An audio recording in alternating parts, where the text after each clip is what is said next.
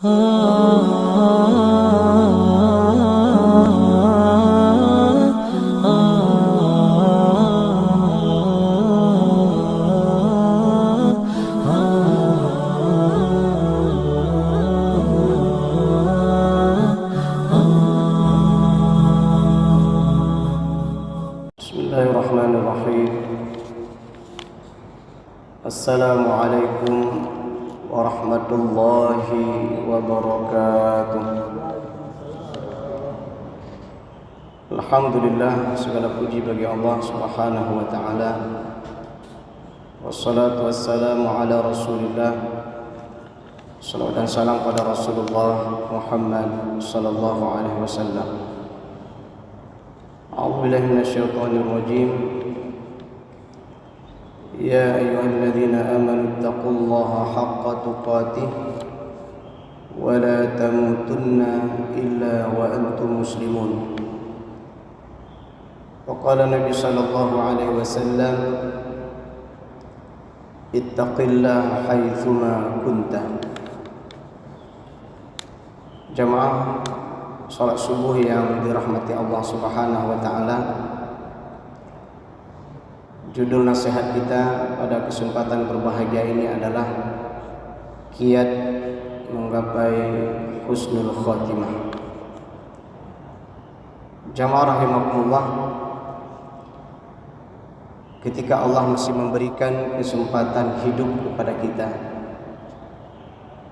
masih bisa bernafas, itu adalah merupakan nikmat terbesar yang Allah berikan pada kita. Maka harapan kita pada Allah Subhanahu wa taala, dengan segala potensi yang masih Allah berikan pada kita,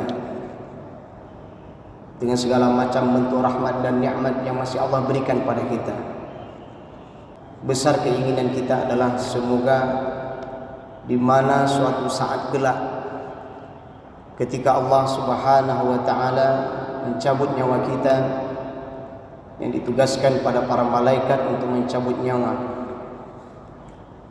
maka di antara keinginan terbesar kita adalah agar kita mendapatkan husnul khatimah. Karena itu ciri-ciri orang yang mendapatkan kebaikan, yaitu sejak dari proses kematiannya, dan insyaallah dia akan bahagia sampai akhir perjalanan akhirnya menuju ke dalam syurga Allah Subhanahu wa taala. Mari kita melihat beberapa firman Allah dan hadis-hadis Rasulullah. Apa saja yang bisa kita lakukan, persiapan bekal apa saja yang perlu kita siapkan sehingga proses akhir kehidupan kita mendapatkan husnul khotimah. Yang pertama, jagalah keimanan dan ketakwaan kita. Sebagaimana firman Allah di dalam surah Ali Imran ayat 102. Di sana Allah Subhanahu wa taala menggandengkan antara iman, takwa dan akhir kehidupan. Ya ayyuhalladzina amanu taqullaha haqqa tuqatih wa la tamutunna illa wa antum muslimun. Karena syaitan dan bala tenteranya, di antara hal yang dilakukan oleh syaitan dan bala tenteranya adalah dia berusaha keras agar proses saat akhir kehidupan manusia itu tidak bisa mengucapkan kalimat la ilaha illallah Muhammadur Rasulullah. Artinya syaitan berusaha keras agar manusia itu meninggal dalam keadaan su'ul khotimah.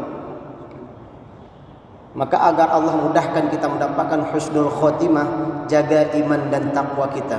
Wa may yattaqillaha ja'al lahu makhraja wa may yattaqillaha ja'al lahu min amri yusra. Artinya apa?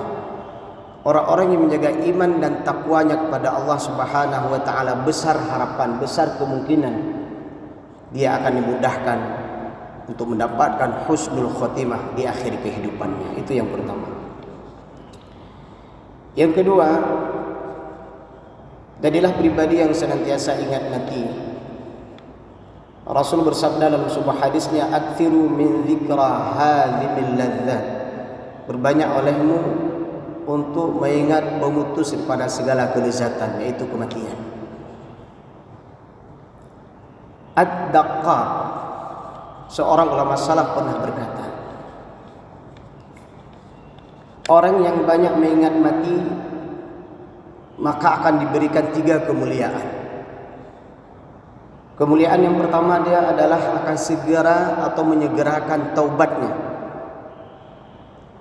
Kemuliaan yang kedua adalah dia menjadi pribadi yang redha terhadap semua pemberian Allah Subhanahu wa taala. Kemuliaan yang ketiga adalah semangat dalam beribadah. Namun sebaliknya jamaah rahimakumullah, ketika seseorang jarang ingat mati, maka dia diberikan dengan 3 hukuman, 3 kehinaan. Kehinaan yang pertama adalah dia akan menjadi pribadi yang menunda-nunda taubatnya. Kehinaan yang kedua adalah dia akan menjadi pribadi yang tidak qanaah, tidak ridha terhadap pemberian Rabb-Nya. Dan kehinaan yang ketiga adalah dia akan menjadi pribadi yang malas dalam beribadah. Selanjutnya jamaah rahimakumullah, bagaimana kita akan senantiasa mengingat kematian? Rasul bersabda, "Fazurul qubur fa innaha tudzakkirul maut." Hendaklah engkau menziarahi kubur, karena sesungguhnya itu mengingatkan pada kematian. Hadis riwayat Muslim. Kita ziarah ke makam, ke kubur, tentunya dengan adab-adab yang telah ditentukan oleh Rasulullah sallallahu alaihi wasallam. Di sana kita mendoakan saudara-saudara kita yang lebih dulu menghadap pada Allah Subhanahu wa taala. Tengoklah di sana, tataplah. Mereka adalah sebelumnya orang-orang yang pernah hidup bersama kita. Mereka sebelumnya punya kekuatan dan kekuasaan. Mereka sebelumnya hidup dalam penuh kemewahan dan kemegahan. Tetapi hari ini mereka berada di alam kubur.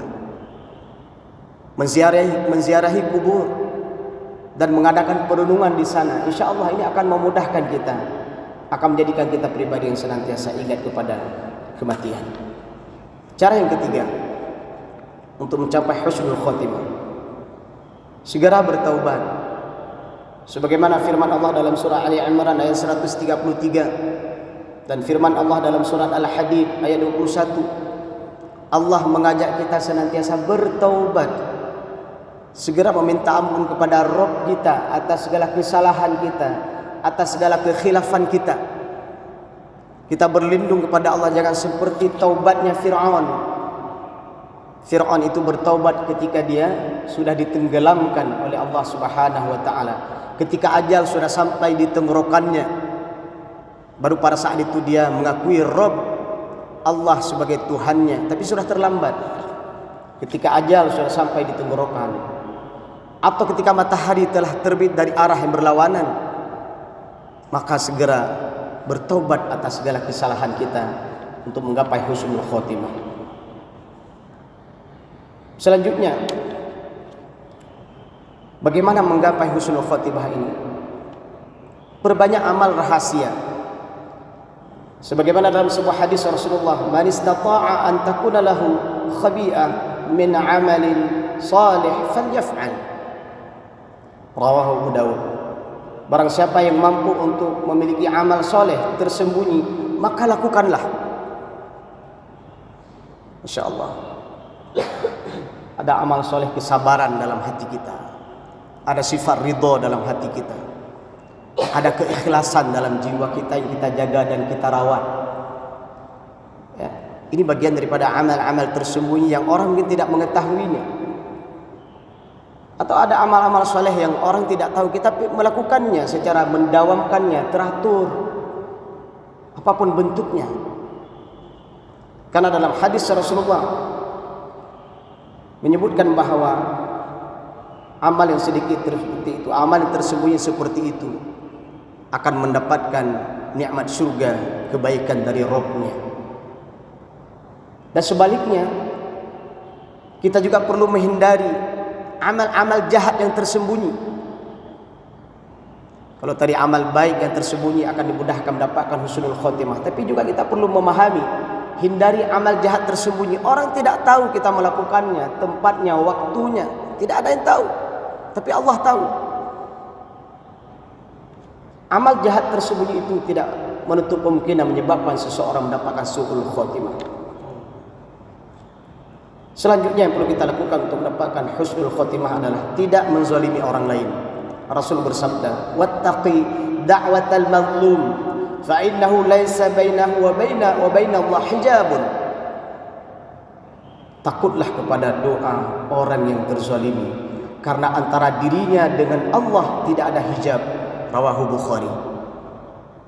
Jangan pernah melakukan kezaliman, penzaliman, kejahatan, penindasan kepada siapapun dengan tindakan apapun, dengan ucapan apapun, dengan cara apapun. Jangan lakukan itu.